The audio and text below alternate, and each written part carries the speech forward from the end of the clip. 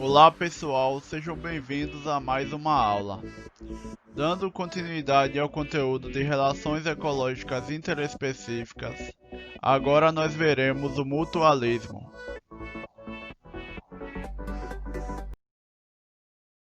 Mutualismo. Mutualismo é relação ecológica em que ambas as espécies em interação obtêm benefícios. Os biólogos distinguem dois tipos de mutualismo: o facultativo e o obrigatório. O mutualismo facultativo, também chamado de protocooperação, é uma relação ecológica em que as espécies associadas trocam benefícios, mas também podem viver sozinhas. Um exemplo é a relação entre crustáceos do gênero Pagurus, os caranguejos eremitas e algumas espécies de anêmonas do mar, quinidários. Esses animais não vivem necessariamente juntos, mas é frequente encontrá-los em associação, o que é vantajoso para ambos.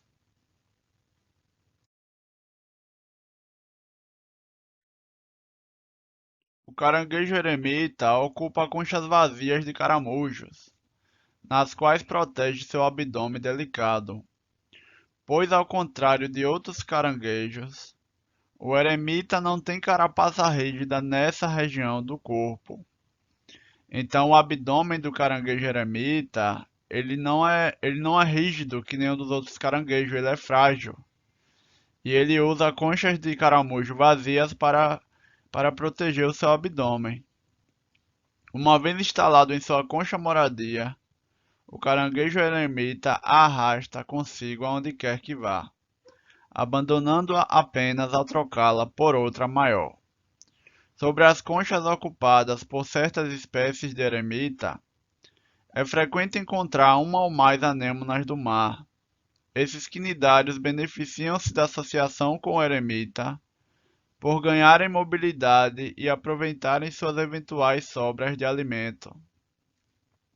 Já o caranguejo se beneficia da capacidade defensiva das anêmonas do mar, cujos tentáculos têm células urticantes, capazes de provocar queimaduras em eventuais inimigos. Então, essa relação entre o caranguejo eremita e a anêmona do mar é uma relação de mutualismo facultativo, também chamado de protocooperação. A anêmona do mar ganha o benefício da mobilidade, pois o caranguejo leva ela onde vai e ela pode adquirir sobras de alimento dele. Já o caranguejo ganha o benefício de defesa, né? Porque a anêmona do mar tem células que causam queimadura e causa queimaduras em eventuais inimigos. Dessa forma, possíveis predadores evitam capturar esse caranguejo eremita.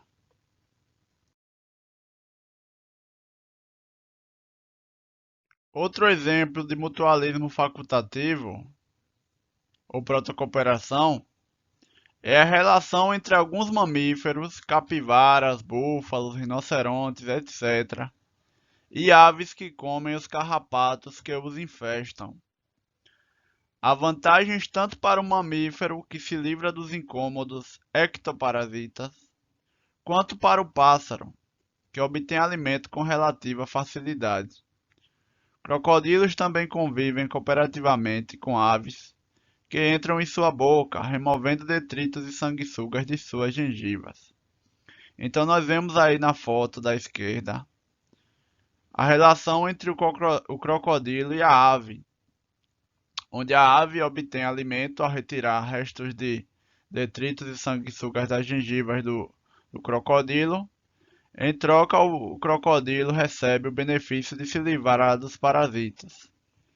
E também essa relação ocorre entre capivaras, búfalos, rinocerontes e aves, onde as aves vão lá nesses animais e capturam ectoparasitas, como carrapatos, por exemplo, né?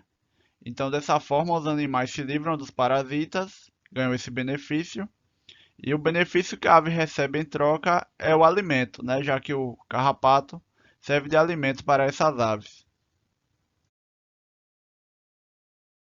Aqui na figura 10.8 nós vemos exemplos de protocooperação, que também é chamado de mutualismo facultativo.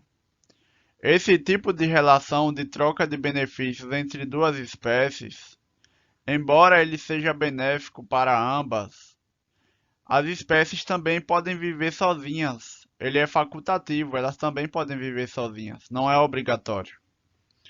Na letra A, o caranguejo eremita, Dardanos cálidos, dentro da concha que lhe serve de abrigo, sobre a qual vivem anêmonas do mar, Caliactis parasitica. O caranguejo e a anêmona medem cerca de 12 centímetros e 10 centímetros, respectivamente. À esquerda, a representação esquemática de um eremita colocando uma anêmona sobre a concha onde mora. Na letra B, nós vemos a capivara Hydrocoerus hydrocaeris com a ave Suiriri cavaleiro Machetorne roxizos, que se alimenta de carrapatos. A capivara adulta pode chegar a 1,4 metro de comprimento. O Suiriri cavaleiro mede cerca de 18 centímetros de comprimento. Então nós vemos aí nesses exemplos relações de mutualismo facultativo, troca de benefícios entre duas espécies. Porém, essa relação é facultativa. As espécies também podem viver separadas, elas não são obrigadas a viver com essa relação.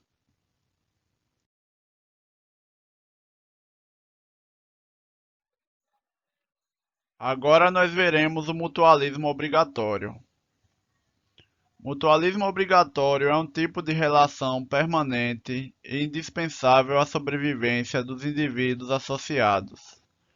Um exemplo de mutualismo obrigatório é a interação de certas espécies de cupim com micro-organismos, bactérias e protozoários que habitam no intestino desses insetos. Os cupins alimentam-se de madeira, mas são incapazes de digerir seu principal componente, a celulose. A digestão desse carboidrato é realizada pelos micro-organismos que vivem exclusivamente no tubo digestivo dos cupins. Então, o mutualismo obrigatório é uma relação de mutualismo que é obrigatória. Sem essa relação, as espécies envolvidas não conseguem sobreviver separadas, né? Elas são obrigadas a viver juntas nessa relação de mutualismo obrigatório, que é no caso do cupim e de algumas espécies de protozoários que vivem em seu intestino, né? Os cupins se alimentam de madeira, mas são incapazes de digerir a celulose. Mas eles possuem protozoários que vivem em seu intestino, no seu tubo digestivo, que consegue digerir a celulose. Então, o protozoário digere a celulose e transforma em substâncias mais simples, em carboidratos mais simples, que o cupim consegue absorver, né? Então, essa relação de troca de benefícios faz com que o cupim se beneficie, já que o protozoário digere a madeira. Em troca, o protozoário recebe ambiente favorável para viver no tubo digestivo dos cupins. Então, é uma troca de benefícios obrigatória, né? As duas espécies não conseguem viver separadas.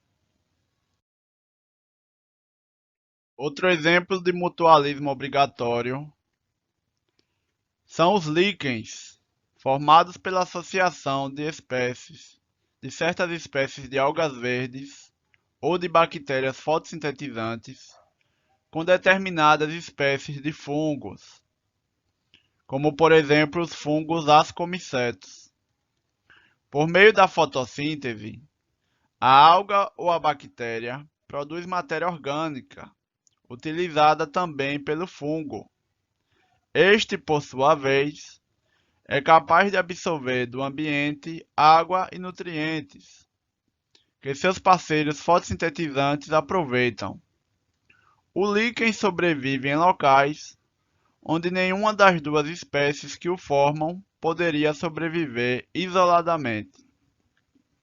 Então, os líquens também é uma relação de mutualismo obrigatório, onde as algas verdes ou bactérias fotossintetizantes têm relação de mutualismo com fungos, como os fungos ascomicetos.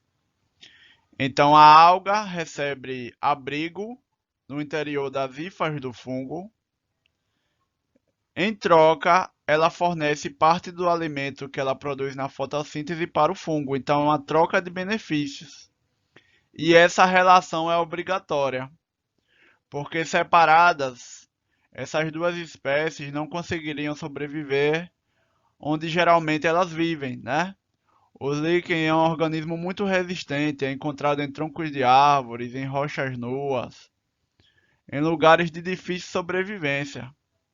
Isso só é possível graças a essa relação de mutualismo obrigatório que acontece entre o fungo e as algas verdes ou bactérias fotossintetizantes. Então, separadas, essas espécies não conseguiriam sobreviver onde esse líquen é encontrado.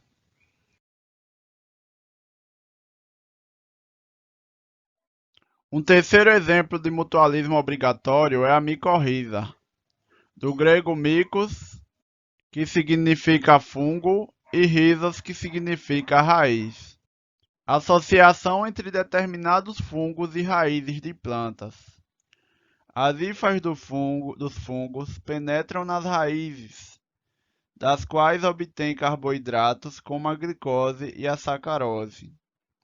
A planta, por sua vez, beneficia-se da grande capacidade do fungo de absorver água e nutrientes minerais do solo. Então, as micorrizas é uma relação de troca de benefícios entre fungos e raízes de plantas. É uma relação muito benéfica, porque com essa relação as plantas conseguem absorver muito mais nutrientes do solo. Isso é benéfico principalmente em solos pobres em nutrientes, que sem essa relação ficaria muito difícil para a planta absorver, mas com essa relação de micorrizas, a planta consegue absorver muito mais nutrientes minerais do solo e também água. O fungo também obtém benefícios, já que as hifas do fungo ela penetra as raízes da planta e obtém nutrientes orgânicos como açúcares, glicose e sacarose. Então é uma troca de benefício benéfica para as duas espécies. Essa relação é tão benéfica que a maioria das plantas hoje em dia, das angiospermas e também das gimnospermas, a maioria dessas plantas apresentam micorrizas em suas raízes, de tão benéfica que essa relação é.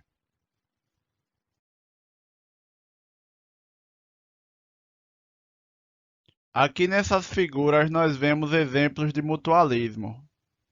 Na figura A, certas espécies de cupim, como a da foto, Zootermopsis angusticolis, cujos adultos medem cerca de 1 cm de comprimento, abrigam em seu tubo digestivo bactérias e protozoários flagelados.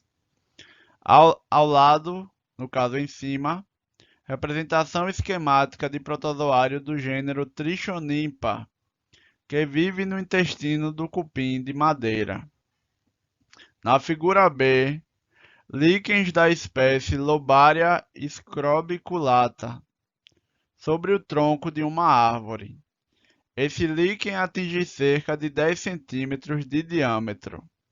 Em cima, representação esquemática da relação entre a alga verde e o fungo no líquen. Na figura C, fotomicrografia de raízes de soja, Glycine max, envoltas por fungo formando micorrizas. Imagem obtida ao microscópio eletrônico de varredura, aumento de 75 vezes cores artificiais. Embaixo, representação esquemática da associação de um fungo com as raízes de uma planta. Esta recebe água e sais minerais que o fungo extrai do solo. O fungo utiliza substâncias orgânicas produzidas pela planta. Então, aqui nessas figuras, nós vemos relações de mutualismo obrigatório, onde ocorre troca de benefícios entre as espécies envolvidas, ambas obtêm benefícios, e é uma relação obrigatória, pois essas espécies não conseguem viver sem essa relação, né? Separadas, elas não conseguem viver.